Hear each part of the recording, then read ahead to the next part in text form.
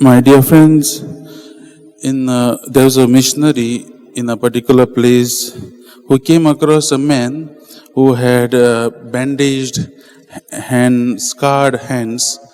And when he asked this man what had happened, this man replied that he had helped his neighbor to put out a fire, or which his neighbor's house on fire. So he had helped him to put it off, and that is how he had burned. It was only later when they came to know the whole story. This man's neighbor, it seems, he hated him so much that in anger, his neighbor put fire to his house when this man and his wife and his children were asleep. And providently, this man was able to put off the fire. But what happened? The sparks of the fire flew over to the neighbor's house who had started a fire, and his roof started burning.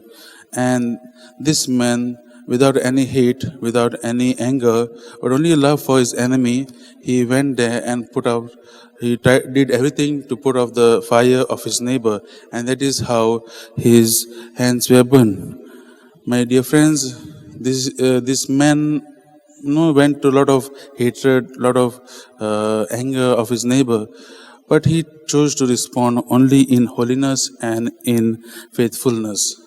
And my dear friends, as we reflect, this short story which we have just heard, okay, it reminds us, of our love for our neighbor.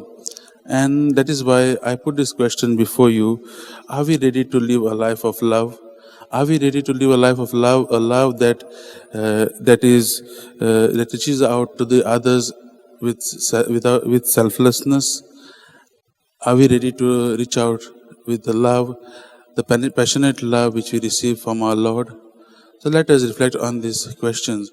And that is what the gospel of today is inviting each and every one of us. It is a challenging invitation, and it reminds us of the fundamental aspect of being a Christian, of being a follower of Christ. And we see in the incident today, a scribe who has been watching his fellow scribes arguing with Jesus. And this scribe is impressed by the way Jesus is answering them. And that is why he poses this question: which commandment is the first of all? Now, we don't know what is the motive of this question, because if we see, the same incident is mentioned in the Gospels of Matthew and Luke. And both Matthew and Luke, they tell the motive, means what? When they posed this question to Jesus, they posed it to test him. But Mark here doesn't bring that aspect.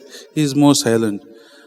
But whatever the motive may be, today let's reflect. This scribe might have been thinking or reflecting on this question, because that must have been one of the main questions among the teachers of the law and all, because see, these Jews, they were given these laws, these commandments by God, the 10 commandments, which demanded total loyalty to the Lord from the people of Israel, because this commandment showed that they were the chosen people, chosen from all other nations. And these commandments were very direct and very simple. They only have to follow this and give their total loyalty to the Lord. But as the time had passed, these commandments, these laws expanded and they extended, and then they had, from 10 it became 613 commandments or stipulations they had.